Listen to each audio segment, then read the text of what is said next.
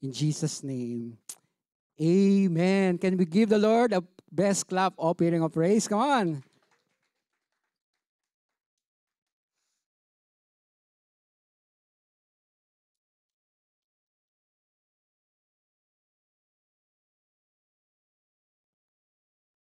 Praise God. Hallelujah. Amen. Amen. Welcome to everyone. Hallelujah. Naglabasan. Amen. So come back here. We are going to listen the very word, the special message of the Lord today. Amen. Amen. Tell to your neighbor, I'm excited today. I'm excited today. Amen. Amen. We greet all our online family. Blessed Lord's Day to everyone who is watching, wherever you are. Hallelujah. Even to our pastor, Pastor Joey, Reverend, and Pastora Maricon. Amen. And actually, last Sunday, Bishop Ted is also watching. Praise God. He called me after the service when I got home. He was watching and he wants to greet everyone and he wants to greet us and he is excited to see us soon. Amen. Amen. Parang di kayo masaya. I'm happy today. I'm blessed today. Amen. Palakpakan natin si God. Amen. The best clap offering. Amen. Hallelujah. Amen. So last Sunday, I was privileged to teach about, do you remember the teaching?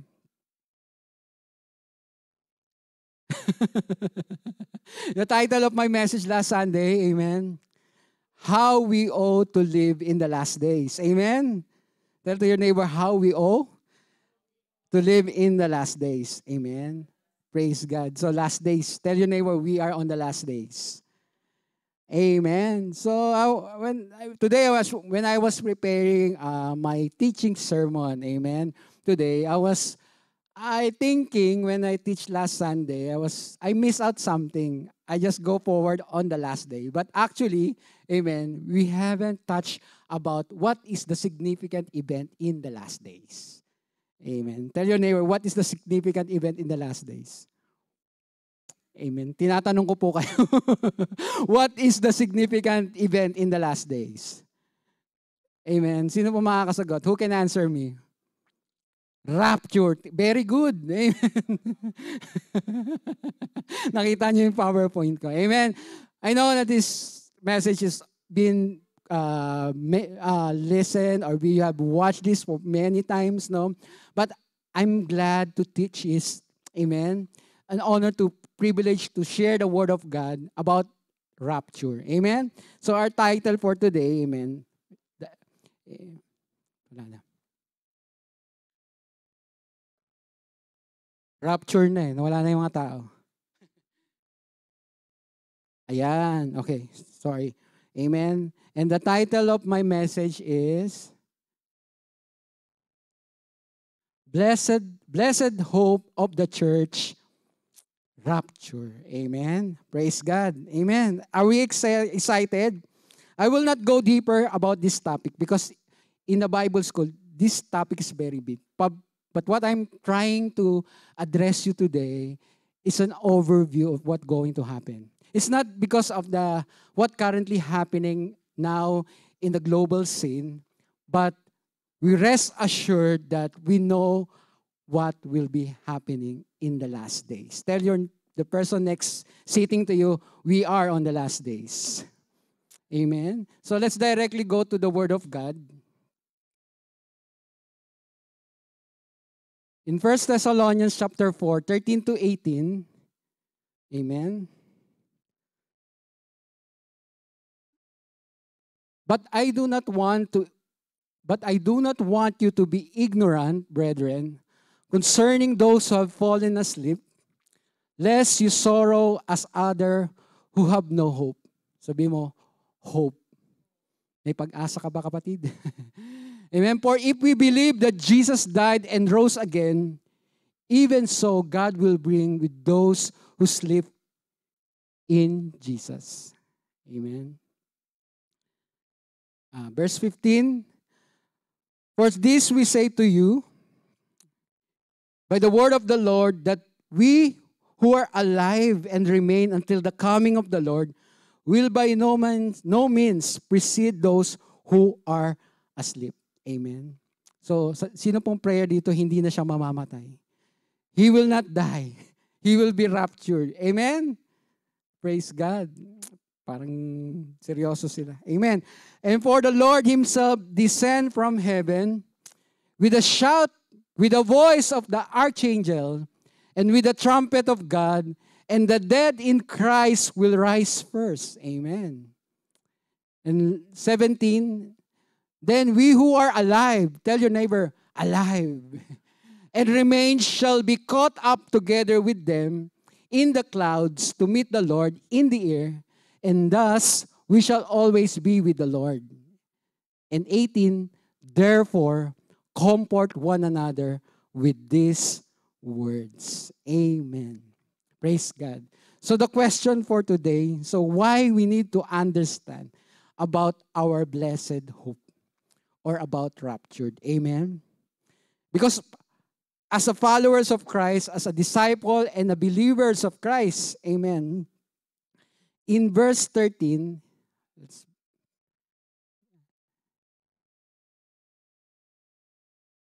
but I do not want you to be ignorant. Amen? Hello? We don't want you to be uninformed. Amen? Unwise. Amen? Because as a member of the Church of God, amen, and as a church, and this is what we believe, and this is our declaration of faith, amen, that we believe that one day God will come, amen, and that particular event, amen, if we are still alive, we will be caught up with God, as the word says. Amen. Amen. Are you listening? Amen. Like the Apostle Paul, tell the Thessalonian church, amen, he wanted to dispel the ignorance of the Thessalonian people, telling them ignorant people. Amen? Today, what God has want to tell us, like when we open the scriptures, amen, he wants us to understand and discover, amen, the beauty of this topic. Amen? Of this message. Amen? I'm not frightening you. Amen? We are just, unfolding the truth. Amen? And nothing but the truth. Amen? Praise God. Can we give the Lord a clap offering of praise? Amen? Hallelujah. As the Lord said in His Word, in Ephesians chapter 5, 15 to 16, see then that you walk circumspectly, not as fools, but as wise. Kanina yung salitang ignorant, fools. Walk circumspectly, to be alert, to be vigilant, and to be ready. Amen. In verse 16, redeeming the time. Amen. Because the days are evil. Amen. Praise God. Because we are running out of time. We are running out of time. Amen. And we're living in these days. Last week, as we discussed, we have seen that there are characters of people, amen, that will be see in our own naked eyes that wickedness will flourish. Amen. Disaster will come, calamity, wars and rumors of war. Amen. False religion, deception and lies. Amen. And so forth and so on. And this is all the beginning of birth pains or the end. Sabi mo, it's end. End game na po. Praise God. Amen? Amen? But I would glad to tell you, amen, sabi po ng salita ng Panginoon,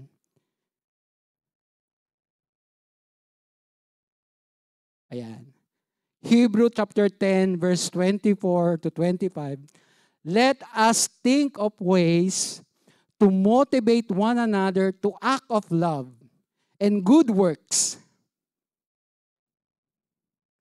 And let us neglect our meeting together as some people do, but encourage one another, especially now that the day of His return is drawing near. Amen. Hello. Amen. You know, Nike shoes, right? Amen. Their business slogan is, just do it. Amen. Tayo pong mga Kristiyano, we as a Christian, we find ways. Sa akin lang yan. We find ways. Amen. Hallelujah. Because if there's a will, there's a way. Amen. Kung gustong umaten yan, atin yan. Amen. If there's, may paraan. Amen. So kaya po tayo nagwo-worship. Amen.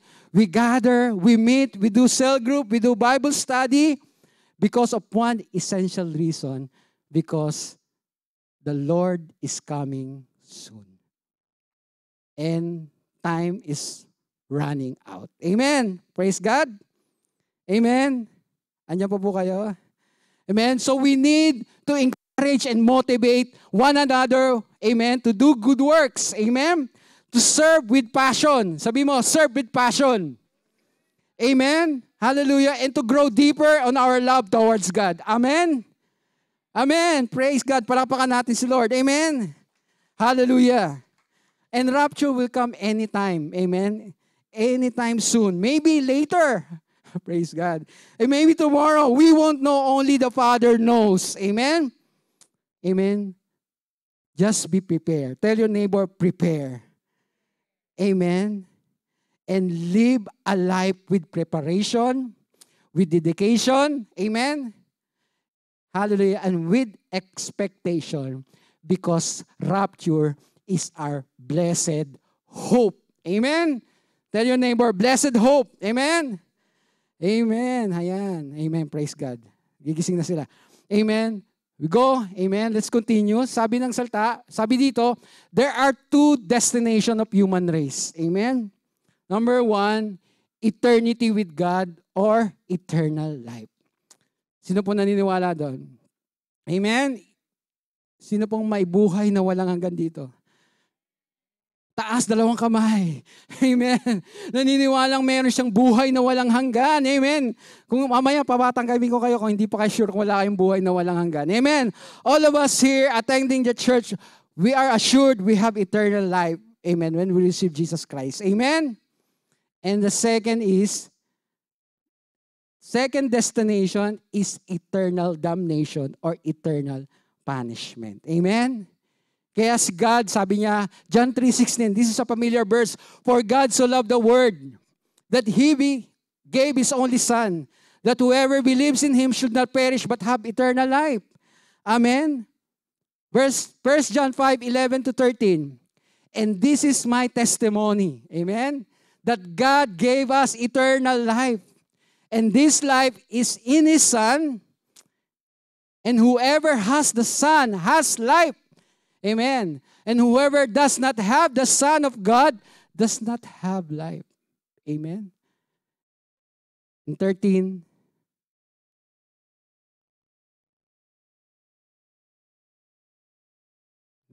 I write these things to you. Believe in the name of the Son of God, that you may know that you have eternal life. Tell your neighbor, believe. Believe. Amen. And for those who don't believe, this is the truth. Amen. Sabi sa Revelation 20:14-15, then death and Hades were thrown into the lake of fire. This is the second death, the lake of fire. And if anyone's name was not found written in the book of life, he was thrown into the lake of fire. Ito yung sinasabi ko kanina, eternal punishment or eternal damnation. In Revelation 28:8, for those who are afraid and those who do not have faith, and the sinful-minded people, and those who kill other people, and those who do sex sins, and those who follow witchcraft, and those who worship false god, and all those who tell lies will be put into the lake of fire and sulfur. This is the second death. Amen. For those who are watching online, I'll tell you, heaven is real. So, hell does. Amen. Kung totoong may langit, may totoong impyerno. Amen. Amen. Can I say, and hear amen? Ayan. So let's go to the topic today. Ayan. What is rapture? Let's go back to our text. Rapture is derived from the Latin translation in 1 Thessalonians 4:17, which translate to Greek, harpazo. Sabi mo, harpazo. To catch up and carry away as rapemur from the Latin rapio. Amen. Balik tayo. Yan. Meron mo na iwan. Rapture is an event where all who have put their trust in God, amen, or in Christ, living in the deceased, will suddenly be caught up in the air, be joined with Christ in the air, and taken to heaven. Praise God. Amen. Sino pong naniniwala? I asked you a question earlier that even our loved ones, our relatives who accepted Lord Jesus Christ, whether they died, amen, they will be caught up together with us, also alive in the air, taken to heaven. Amen? This is a supernatural truth. I don't know and I cannot imagine how it will transform or it materialize, but God is a God of miracle and supernatural. Amen? Amen? Can we give the Lord a clap offering? Amen? Amen? And let's go on. Rapture will occur in the twinkle of an eye. Tell your neighbor, rapture will occur in the twinkle of an eye. In Corinthians 15:51-52, behold, I tell you a mystery, we shall not all sleep, but we shall all be changed. This is referring to those who are still alive.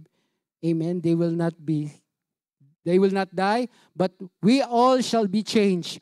In a moment, in the twinkle of an eye, at the last trumpet, for the trumpet will sound, and the dead will rise imperishable, and will be changed, and shall be changed. Amen?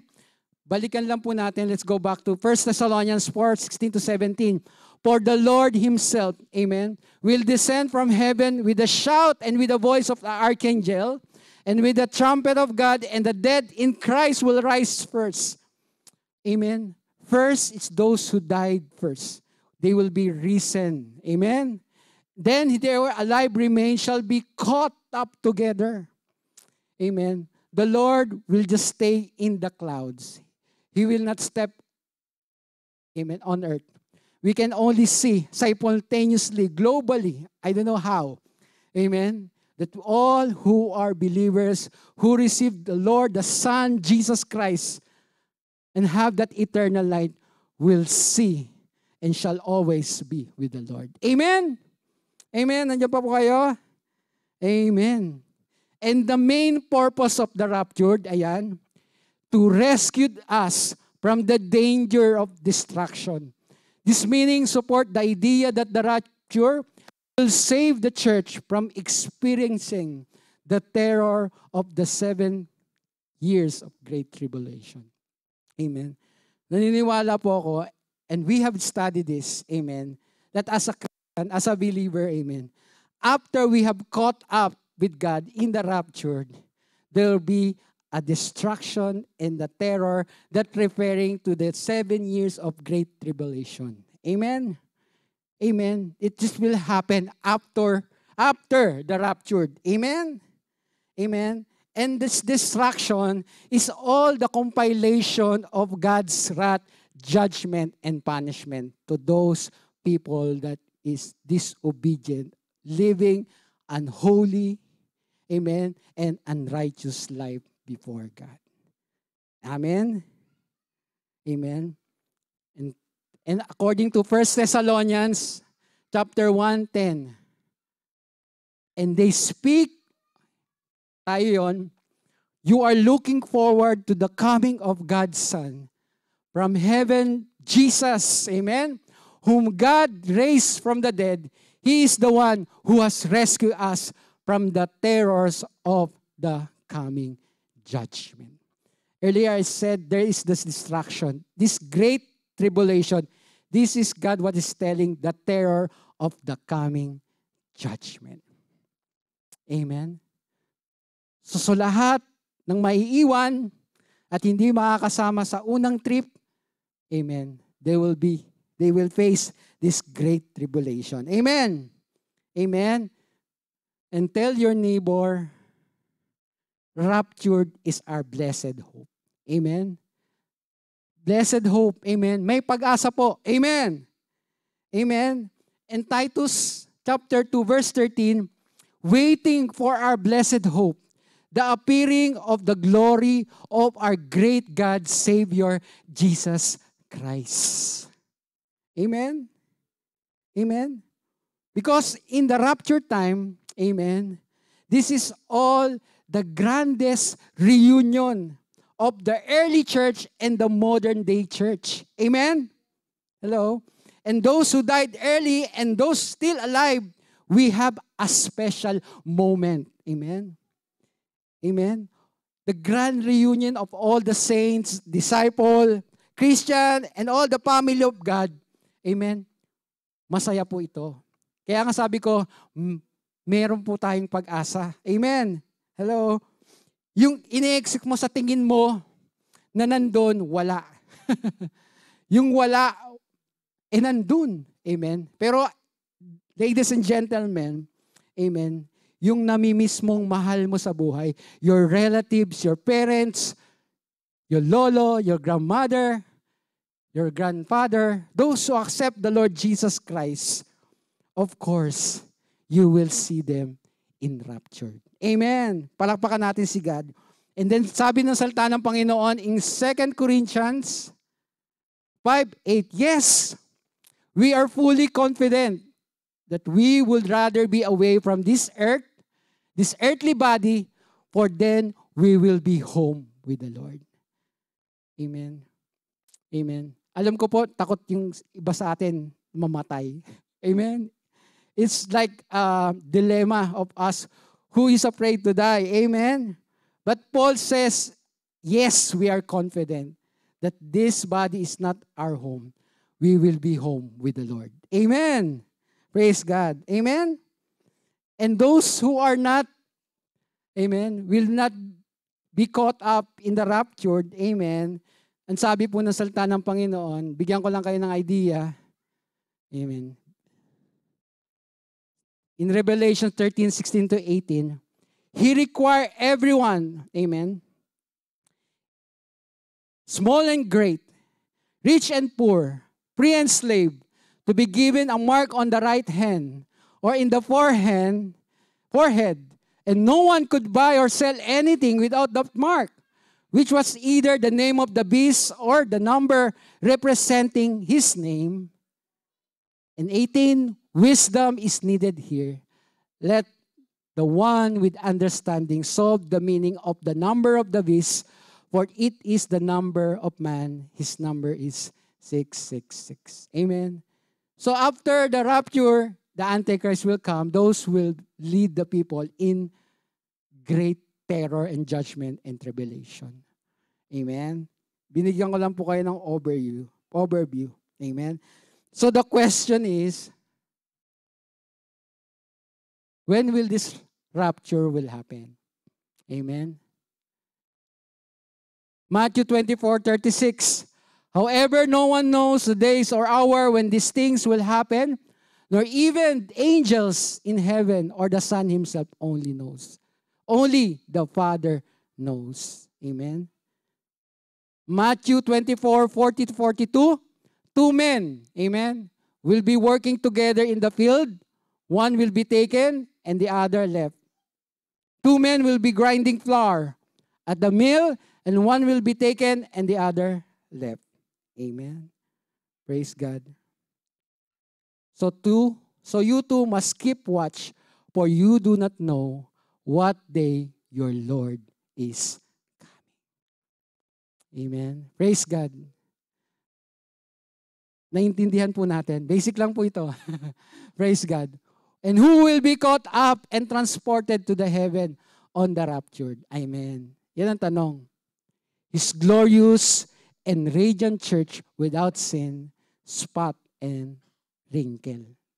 Tignan mo nga yung mukha ng katabi mo kung may wrinkle ba yan.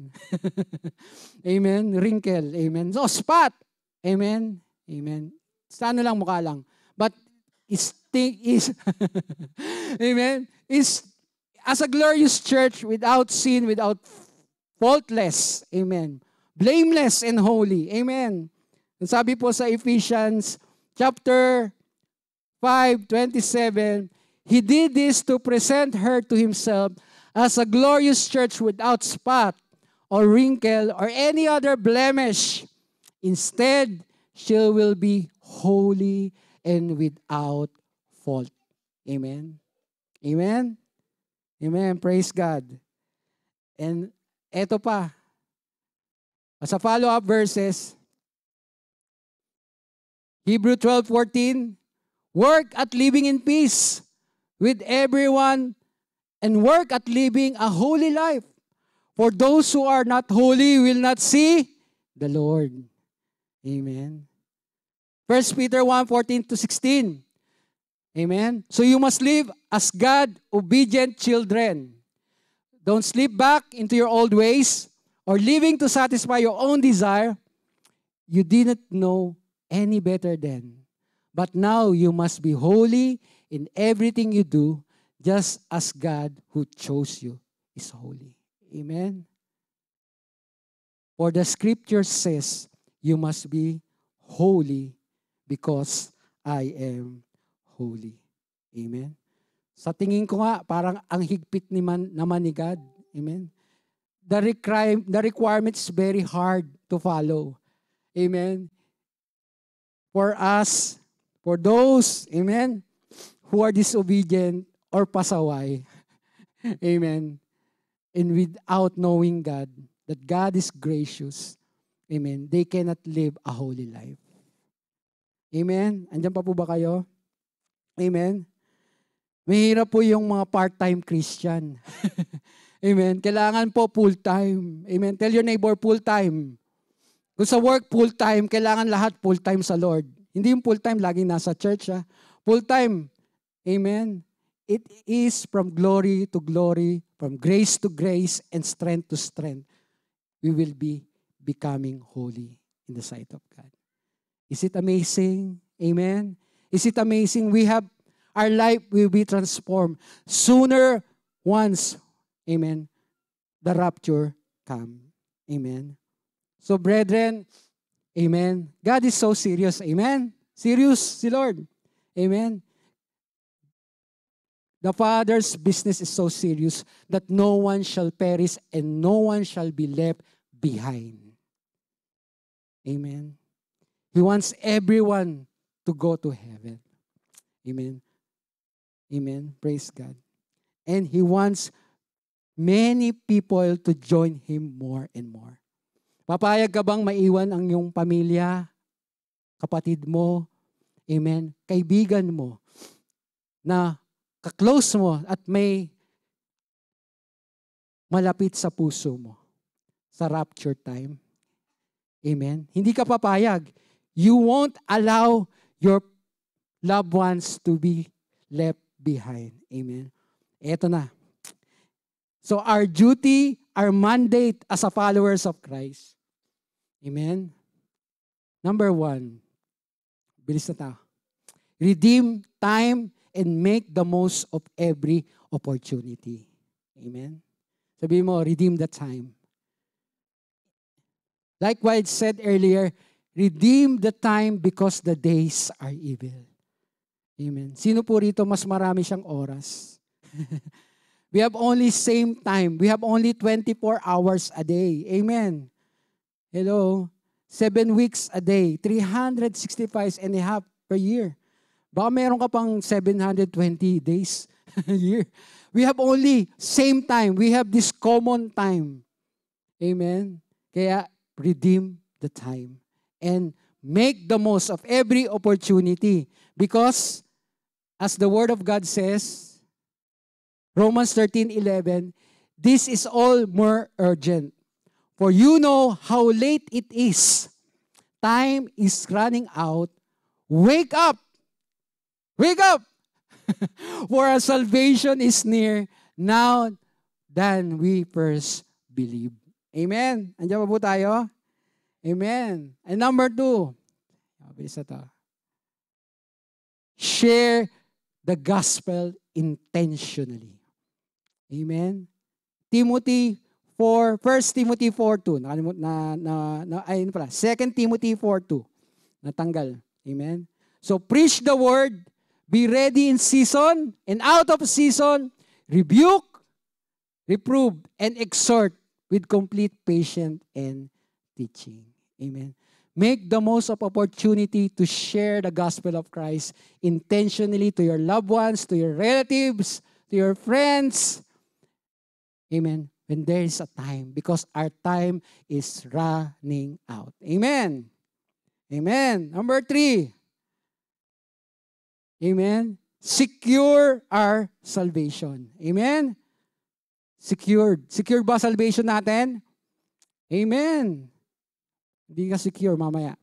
John 3:3. Jesus answered him, truly, truly, I says to you, unless one is born again, he cannot see the kingdom of God. Amen. John 1:12-13. But all who believe him and accepted him, he gave the right to become children of God. Amen. They are reborn not with a physical birth, resulting from human passion or plan, but a birth that comes from God. Amen.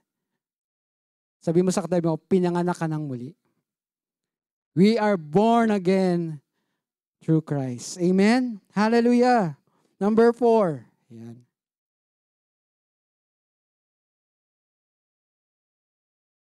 Be a good steward of God. Amen? Sabi mo,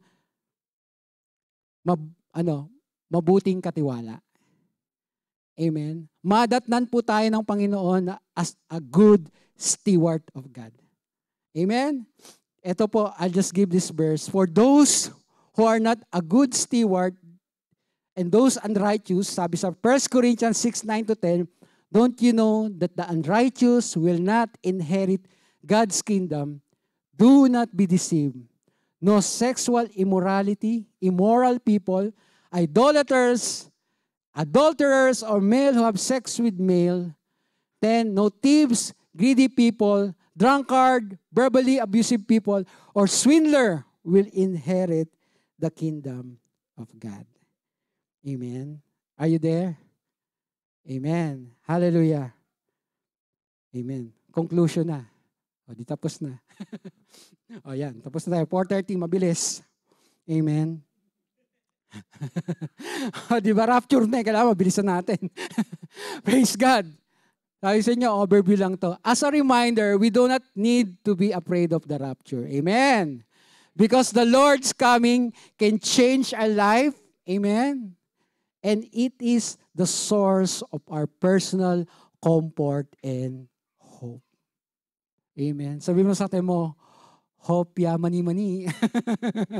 Para sa Pilipinas lang yan. Hope. Amen. May hope tayo kay Lord. We hope in God. We trust in God. Amen. Amen. Sabi dito, as a parting verse po. Amen. Sa John 14:1-3. Yan. Let not your heart be troubled. Believe in God. Believe also in me. In my Father's house are many rooms. Woo! Praise God. Excited ba kayo? Amen. Parang nabuhayan kayo nung nakakita niyo na yung piniprepare ni Lord, no? Amen. If it were not so, would I have told you that I go to prepare a place for you? Amen. And if I go and prepare a place for you, I will come again and will take you to myself, that where I am, you may be also. Pwede ba natin palapakan si Lord? Amen. Ang tagal na ng salitang ito. Amen. Maging bata pa ako, naririnig ko na to. 40 years old na ako. Amen. Ang tagal naman ginagawa ni Lord yung kanya. May sinasabi sila, no? No? Ang tagal naman ginagawa ni Lord yung mga masyon natin. Maraming gustong isama si Lord Kaya busy yung mga anghel. At busy si Lord sa paggawa at pag-construct ng ating mga bahay. Amen? I believe that. Amen? At ito pa, binibigyan tayo ng pangalawang pagkakataon na walang maiiwan pag dumating si Lord. Amen? Hindi dahil, nagkaagulo ngayon sa Middle East, may Israel and Iran conflict or war. May trade war. Amen? It's not an accident nangyayari to, but this is just the fulfillment of little by little, bit by bit, Jesus is coming very soon. Amen? Kaya sabi ko, let us re-examine ourselves. Amen? Let reassess ourselves. Amen? And if you are a first-time Christian, no, you're not just destined to live out your life here on earth. We have a destiny to spend our very precious life in eternity with our Lord Jesus Christ. Can I say amen on that? Amen? Amen? Last verse. And we end. For the grace of God. Amen. Di ba intindi? Hindi natin kayang sumunod sa Panginoon. Hindi natin kayang maging matuwid. We cannot live a holy life because for the grace of God has appeared and bringing salvation for all people, instructing us to deny godliness and worldly lust and to live in a sensible, righteous, and godly way in the present age, while we wait for the blessed hope, the appearing of the Lord, of our great God and Savior, Jesus Christ. He gave Himself for us to redeem us from all lawlessness and to cleanse for Himself a people for His own possession, eager to do good work. Tell to the person next to you, you are God's possession. Amen. Kung yung tao inaalihan ng masamang demonyo o naiimpluwensyahan, pero tayo, inangkin tayo ng Panginoon buong buo, walang labis, walang kulang. Demonyo napapalayas, pero ang Diyos sa buhay natin, pag tinanggap po natin, when we accept the Lord Jesus Christ as Lord and Savior, we are being possessed by God. At wala nang makakaagaw pa sa iyo. Amen. Sa presensya ng Panginoon. Amen. Are we blessed? Amen. Maranatha, come Lord Jesus. Praise God. Sige po tayo lahat ay tumayo. Amen. Hallelujah. Amen. Ayan. And it will end, my topic, for 2 weeks. Amen. In the last days. Amen. Amen. It's a review para sa ating mga kapatid. Amen. That we are here as a temporary stranger. Amen. Hindi tayo pang matagalan dito. Amen. PR man tayo, citizen man tayo, but this is like journey. Amen. So I ask you today, church. Amen. Ayan, the end. Si Kuya nanonood ng Netflix pa yun. Naiwan na siya. Praise God. Kagabi nanood kami ni Ate Gina ng Netflix after ng Bible study. Yari kami. Praise God. Joke. Biro lang po para tumawa tayo. So today, I ask you to trust God in your life. Amen. Amen. To recommit your life once again. Amen. To re-examine your life. Stop living anymore for yourself. Amen. And begin to surrender your own life to Him. Your precious life. And serve God more and more and more. Amen. Amen. Can we just close our eyes and lift our hands? Amen. Thank you, Jesus. As we sing the chorus of this song, let's continue to meditate this by trusting our precious life to God. Amen? I trust in God, my Savior, the one who will never fail.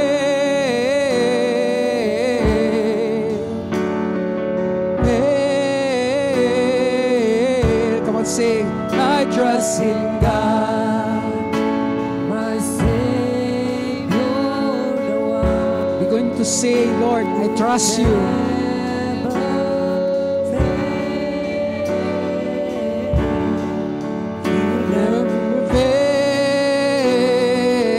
Last time, I trust in God, my Savior, the one.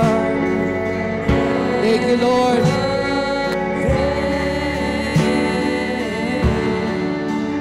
He will never fail. I trust God, I trust in God.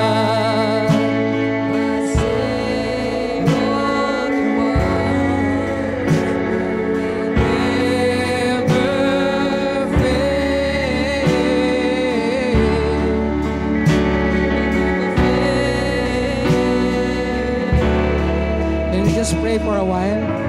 Hallelujah. Can you say this prayer? Lord Jesus Christ, I trust you and I surrender my life to you. And I give up, Lord, all my reservation, all my fears, all my plans, Lord, all my dreams, Lord, to follow you and live for you, Jesus Christ. Lord, forgive me for all my shortcomings. Lord Jesus Christ, begin to take full control over my life and start directing my life towards eternity. Lord, I want to serve you more and more. I want to love you more in my life. Teach me to live for you. In Jesus' name. Amen. I'll pray, Father God. You hear the prayer of your people, Lord God. Lord, you hear them, Lord, personally, Lord God, as they commit and rededicate their lives to you, God. Lord, there in heaven you are witness, oh God, with your angels, oh God. As these people, Lord God, will passionately and desperately longs to serve you, Lord, while we are here on earth. So we pray that we will build our life according to your purpose, according to your assignment, Lord, and according to what you want us to do, Jesus Christ. And to maximize and redeem our time, make every effort, Lord God, to share your gospel, to share your word to our friends, Lord, to our loved ones. Lord, take away all those hindrances, oh God. Those intimidation, those fear, oh God. In Jesus' name, I pray that the Holy Spirit power as they preach the Word of God, empower them to do and equip them, oh God, in Jesus' name. Hallelujah, Lord. Thank you. We bless your name, oh God, as we continue to trust you, Lord. Not in our own understanding, but in all our hearts, we trust you, Lord. And you will give us success. We are more than conqueror through Christ Jesus. Amen and amen and amen. Palakpakan po natin ang Panginoon. Amen. Hallelujah. Thank you, Jesus. We can all be seated in the presence of God. Amen. Hallelujah. God bless us all. Amen.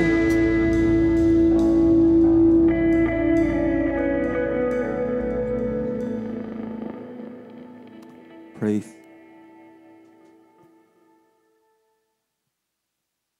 Amen. Praise the Lord. Who are ready here for God's arrival? No one? Mahina. Who are ready? Amen.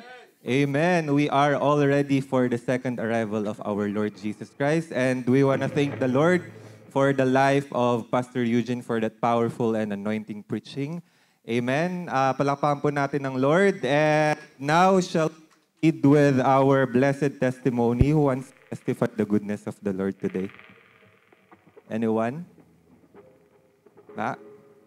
Going once? Walang ginawa ang Lord this week? Grabe naman. Amen. So ako na lang magte-testimony. Amen. I cannot see you kasi nasira yung salamin ko. Amen. So I want to thank the Lord po. I want to give the glory back to the Lord for the opportunity na He has given me. Amen. So, di ba na I have already finished my field placement in a child care center noong June 10. Amen. And glory to God, last week, this center has offered me a job. Amen. Praise the Lord. So they have given me on-call supply na educator, early childhood educator.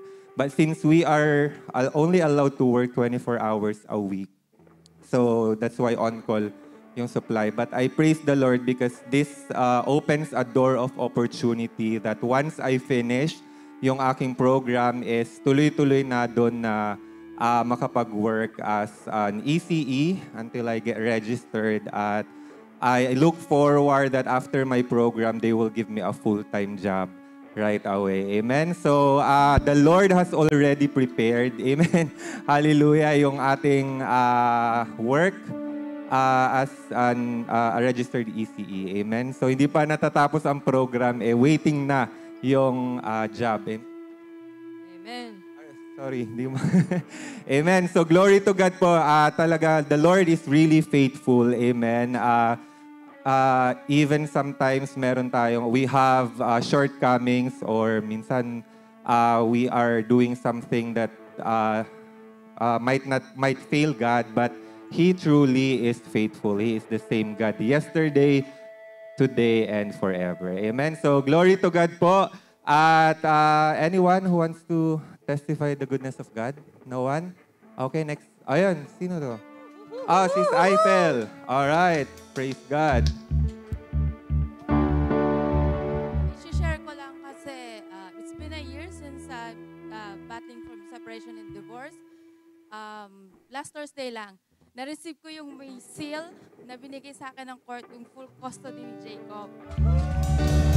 Saka, Amen. yung inano na nila yung child support niya and everything. Although meron pang another step, pero yung final na for the other financial issues din. So, yun. Praise God. Kasi yung in-orchestrate sa akin ng husband ko, kasi parang pinalabas niya na I'm not a good mom. So, ngayon para bang, I'm so thankful kasi talagang ginrant ni Lord. Full custody yung binigay niya sa akin.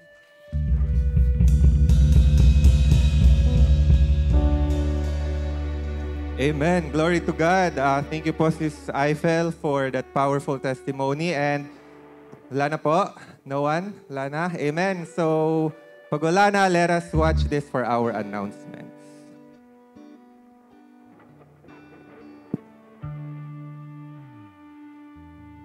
Play.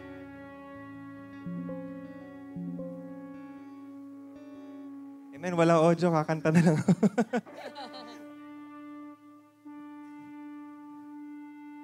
Prayer and fasting Tuesdays at 7:30 p.m. Also have a discipleship Thursdays at 7:30 p.m. Join us every week. Star groups, please talk to disciples for the schedules.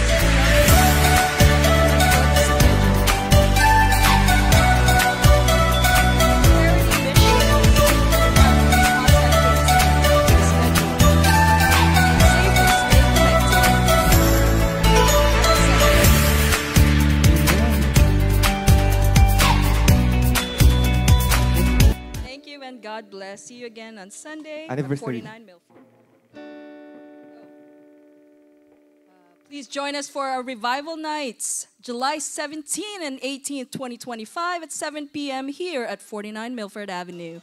And please also join us for our anniversary on July 20 at 1:30 p.m. at 4559 Shepherd Avenue East, Scarborough, Ontario.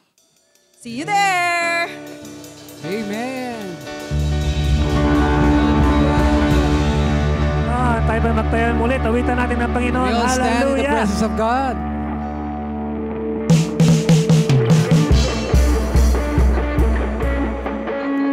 Take two po.